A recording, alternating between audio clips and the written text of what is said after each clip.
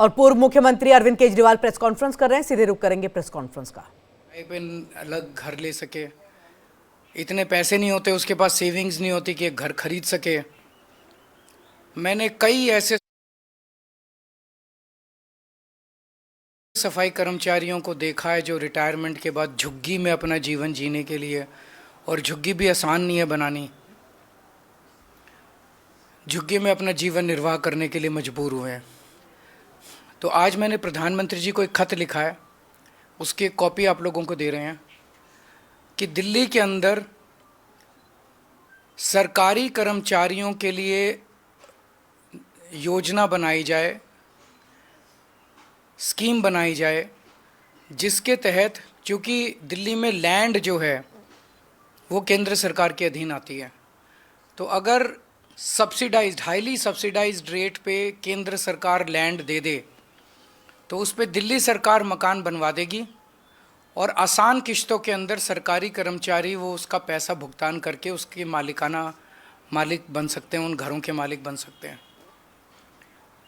तो मैंने आज उनसे निवेदन किया है कि इसकी शुरुआत हम सभी सफाई कर्मचारियों से कर सकते हैं। इस योजना की एनडीएमसी के सफाई कर्मचारी हैं और नगर निगम के सफाई कर्मचारी हैं, और एनडीएमसी के और दिल्ली नगर निगम के जो सफाई कर्मचारी हैं, इन लोगों से इस योजना की शुरुआत की जाए, जिसके तहत केंद्र सरकार ज़मीन दे, दिल्ली सरकार उस पर घर बनवा दे, और सभी सफाई कर्मचारी आखिरी के अपने कुछ सालों में अपनी तनख्वाह में से उसकी किश्तें कटवा के, और जब तक रिटायर हों तो रिटायरमेंट में उनके लिए एक सम्मानजनक जीवन जीने के लिए घर उन लोगों को मिल जाए। मैं उम्मीद करता हूं कि केंद्र सरकार इसके लिए राज़ी होगी, प्रधानमंत्री जी इसके लिए राज़ी होंगे, क्योंकि गरीबों के बारे में है। तो पहले सफाई कर्मचारियों से इसकी शुरुआत करते हैं। एक बार ये शुरू हो गई स्कीम तो फिर अन्य कर्मचारी, सरकारी कर्मचारियों के लिए भी इसको लागू किया जा सकता है। तो ये बेहद कल्याणकारी, जैसे प्रधानमंत्री जी ने कहा कि दिल्ली की कल्याणकारी योजनाएं लागू रहनी चाहिए, तो नई नई कल्याणकारी योजनाएं भी लागू होनी चाहिए। ये एक नई कल्याणकारी योजना मैंने आज प्रधानमंत्री जी को भेजी है। अगर आपका कोई प्रश्न है तो अभी सफाई कर्मचारियों से शुरुआत की है। दिल्ली नगर निगम और एनडीएमसी, इनके जितने सफाई कर्मचारी हैं, इन लोगों के लिए एक हाउसिंग स्कीम बनाई जाए। इस हाउसिंग स्कीम में जो केंद्र सरकार ज़मीन दे दे, दिल्ली सरकार उस पर उनके घर बनवा देगी, बिल्डिंग्स बनवा देगी, और ये अपना नौकरी में रहते रहते किश्तें दे के मालिक बन जाएंगे, और रिटायरमेंट के बाद ये वहाँ उस मकान में शिफ्ट हो जाएंगे। ये स्कीम है।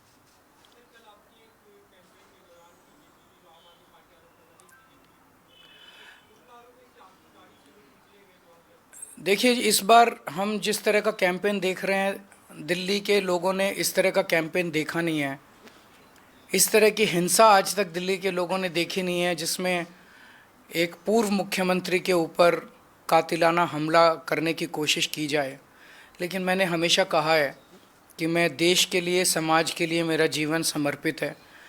वो अपने वो इसी तरह से, वो हार रहे हैं बुरी तरह से, वो इसी तरह से चुनाव लड़ना जानते हैं, वो इस तरह से अपनी कैंपेनिंग करें।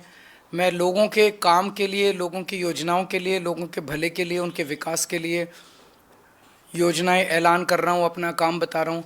हम उस तरह से अपना कैंपेन कर रहे हैं। लिख के देने दो, वो अभी थोड़े दिन उनको उसमें जीने दो, सपने में जीने दो, कोई हर्ज नहीं है।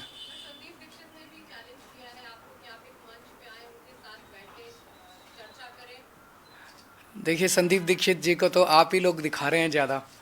वो भी मुझे बताया गया, ऊपर से फ़ोन आता है कि संदीप दीक्षित को दिखाओ, संदीप दीक्षित को दिखाओ। तो भाजपा को इस बार कांग्रेस का सहारा है इस चुनाव में। Thank you. तो आप यहाँ पर पूर्व मुख्यमंत्री और आम आदमी पार्टी संयोजक अरविंद केजरीवाल को सुन रहे थे प्रेस कॉन्फ्रेंस करते हुए। सबसे पहले तो उन्होंने ये कहा कि उन्होंने प्रधानमंत्री नरेंद्र मोदी को एक चिट्ठी लिखी है, जिसमें सरकारी कर्मचारी, जो खास तौर से सफाई कर्मचारी है, उनको लिए जो है मकान रिटायर के वक्त में उन्हें हो, ऐसे लेकर के एक जन कल्याणकारी एक नई योजना जो है हम लेकर के आए हैं, और इसी तहत जो है ये चिट्ठी जो है प्रधानमंत्री को लिखी गई है। उन्होंने कहा है कि केंद्र सरकार जमीन मुहैया करा दे, दिल्ली सरकार उसके ऊपर पर मकान बना देगी और सफाई कर्मचारी जो आखिरी वक्त में है उसकी किस्तें चुकाते हुए उसके मालिक वो बन जाए।